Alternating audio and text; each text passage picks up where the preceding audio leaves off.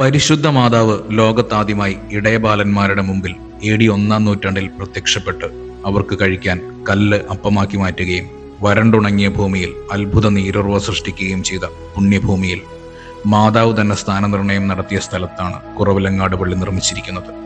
നിഷ്കളങ്കരായ വിശ്വാസികളുടെ മുമ്പിൽ പല രൂപത്തിൽ പല ഭാവത്തിൽ പരിശുദ്ധ മാതാവ് പ്രത്യക്ഷപ്പെട്ടിട്ടുള്ള ഒരു പുണ്യഭൂമിയാണിത്. അത്ഭുത രോഗശാന്തിയും സർവ്വദുരിത ശമനവും നൽകുന്ന കുറവിലങ്ങാട് മുത്തിയമ്മയുടെ തിരുസന്നിധിയിലേക്ക് നാനാജാതി മതസ്ഥരായ അനേകായിരങ്ങൾ ദിനംതോറും എത്തിക്കൊണ്ടിരിക്കുന്നു. ഹായ് കൂട്ടുകാരെ, ഞങ്ങളുടെ മറ്റൊരു വീഡിയോയിലേക്ക് എല്ലാവർക്കും സ്വാഗതം. ഇന്ന് ഞങ്ങൾ നമ്മുടെ കേരളത്തിലെ ഏറ്റവും പ്രസിദ്ധമായ ക്രിസ്തീയ തീർത്ഥാടന കേന്ദ്രമായ കുറവിലങ്ങാട് സ്ഥിതി ചെയ്യുന്ന മർത്താ മറിയം പള്ളിയിലാണ് എത്തിച്ചേർന്നിരിക്കുന്നത്. അപ്പോൾ നമുക്കറിയാം, പരിശുദ്ധ മാതാവിൻ്റെ പേരിലുള്ളൊരു പള്ളിയാണ്. അതുപോലെ പരിശുദ്ധ മാതാവ് തന്നെ സ്ഥാനനിർണയം നിർണയിച്ച ഒരു സ്ഥലത്താണ് ഈ പള്ളി നിർമ്മിച്ചിട്ടുള്ളത്. അപ്പോൾ അത്രയും പവിത്രമായ ഈ ദേവാലയത്തിൻ്റെ കൂടുതൽ കാഴ്ചകളിലേക്ക് പോകാം.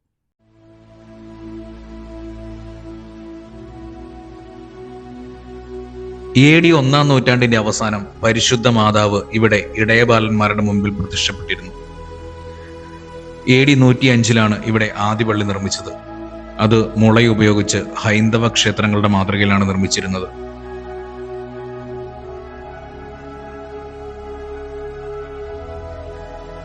AD 52-ൽ ക്രിസ്തുവിന്റെ ശിഷ്യനായ വിശുദ്ധ തോമാസ് ലീഹ കേരളത്തിലെത്തി. പിന്നീട് 4 ബ്രാഹ്മണ കുടുംബങ്ങളെ സ്നാനപ്പെടുത്തി. തൃശൂർ, ചാവക്കാട്, പാലയൂരിൽ തോമാസ് ലീഹ സ്ഥാപിച്ച പള്ളിയിൽ വെച്ചാണ് കള്ളി, കള്ളിക്കാവ്, പകലോമറ്റം, ശങ്കരപുരി എന്നീ ബ്രാഹ്മണ ഇല്ലങ്ങളെ സ്നാനപ്പെടുത്തി ക്രിസ്തുമതത്തിൽ ചേർത്തത്. ഇതിൽ പകലോമറ്റം, ശങ്കരപുരി എന്നീ കുടുംബങ്ങൾ കുറവിലങ്ങാട് വന്ന് സ്ഥിരതാമസമാക്കി. അവരിലൂടെയാണ് പിന്നീട് ഈ ദേശത്ത് ക്രിസ്തുമതം പ്രചരിച്ചത്.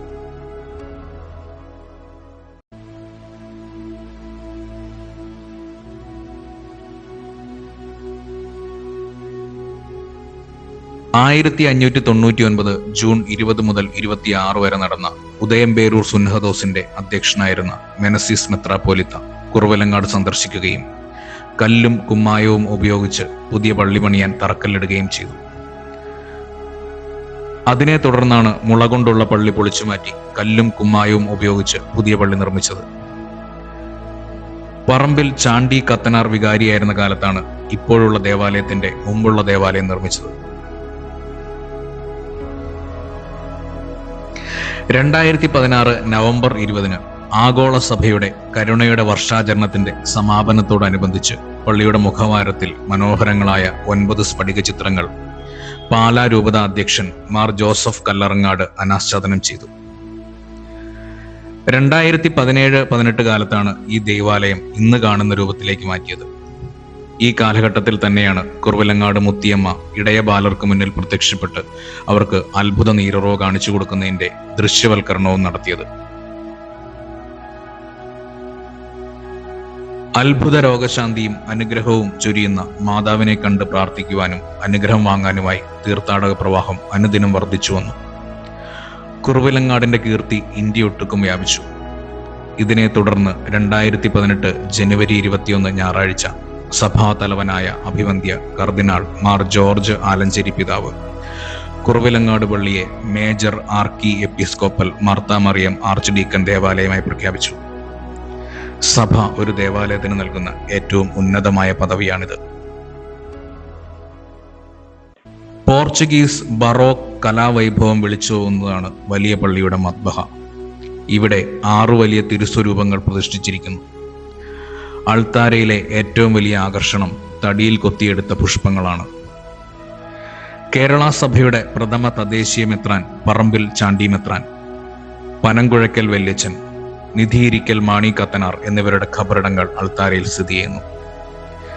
വിശുദ്ധ കുരിശിന്റെ അംശവും ഈ ദേവാലയത്തിൽ സംരക്ഷിക്കുന്നുണ്ട്.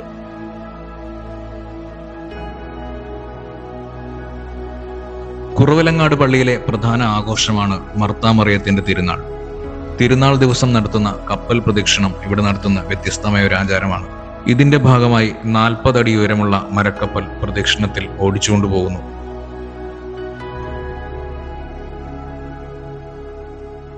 ഇവിടുത്തെ പ്രധാന തിരുനാൾ ദിവസം ഏറ്റുമാനൂർ മഹാദേവ ക്ഷേത്രത്തിൽ നിന്നും ആനകളെ ഇങ്ങോട്ട് എഴുന്നള്ളിക്കാറുണ്ട്. അതുപോലെ തന്നെ ഏറ്റുമാനൂർ അമ്പലത്തിലെ ഉത്സവത്തിന്റെ സമയത്ത് കുറവിലങ്ങാട് പള്ളിയിൽ നിന്നും മുത്തുക്കുടകൾ അങ്ങോട്ടും എത്തിക്കാറുണ്ട്. ഇത് മതസൗഹാർദ്ദത്തിന്റെ ഒരു പ്രതീകമായി കണക്കാക്കുന്നു.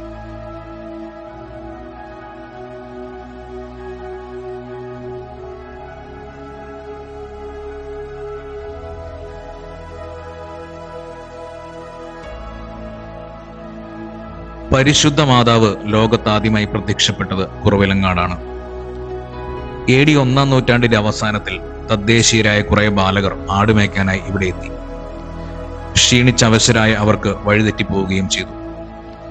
വിശന്ന് വലഞ്ഞ ആ ബാലകർ തങ്ങളെ രക്ഷിക്കണമെന്ന് ദൈവത്തോട് പ്രാർത്ഥിച്ചുകൊണ്ടിരുന്നു.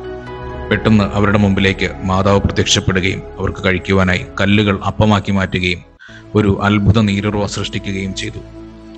അങ്ങനെ പരിശുദ്ധ മാതാവ് ആദ്യമായി പ്രത്യക്ഷപ്പെട്ട സ്ഥലത്താണ് ഈ ദേവാലയം നിർമ്മിച്ചിരിക്കുന്നത്.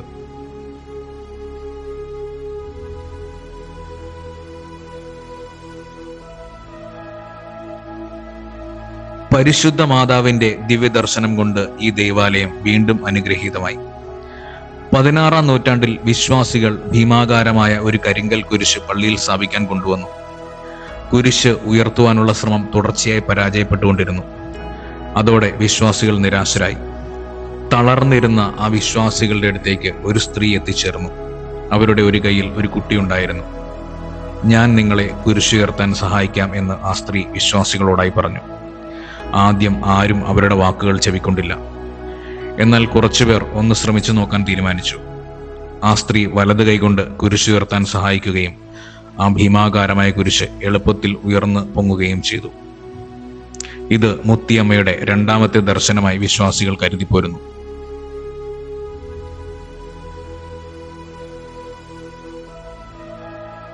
കേരളത്തിലെ ഏറ്റവും വലിയ കൽക്കുരിശ് സ്ഥിതി ചെയ്യുന്നത് കുറവലങ്ങാട് പള്ളിയിലാണ്. പള്ളിയുടെ മുമ്പിലായി സ്ഥാപിച്ചിരിക്കുന്ന കൽക്കുരിശിന് 39 അടി ഉയരമുണ്ട്. അതിന്റെ അടിഭാഗത്ത് 7 വൃത്താകൃതിയിലുള്ള പടവുകളും 20 അടി നീളമുള്ള ഒരു തൂണുമുണ്ട്.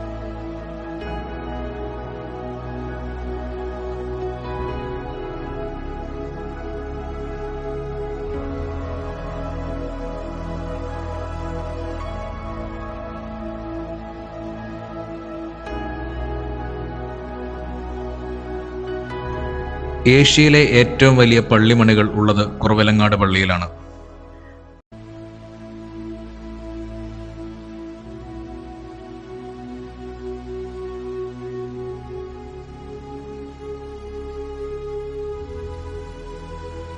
പ്രത്യേകം സജ്ജീകരിച്ചിരിക്കുന്ന മണിമാളികയിലാണ് ഇത് സ്ഥാപിച്ചിരിക്കുന്നത്. 1911 ജർമ്മനിയിൽ നിന്നും കൊണ്ടുവന്നതാണ് ഈ വിശേഷപ്പെട്ട മണികൾ. ഈ അത്ഭുത മണികൾ ചരിത്രാന്വേഷികൾക്കും ഈ ദേവാലയം പ്രിയപ്പെട്ടതാക്കുന്നു.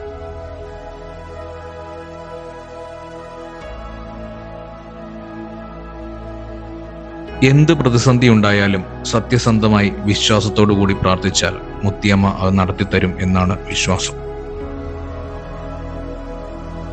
നിങ്ങളുടെ വിലയേറിയ അഭിപ്രായങ്ങളും നിർദ്ദേശങ്ങളും കമന്റ് ബോക്സിൽ പ്രതീക്ഷിക്കണം. ക്ഷമയോടെ ഈ വീഡിയോ കണ്ട് എല്ലാവർക്കും നന്ദി.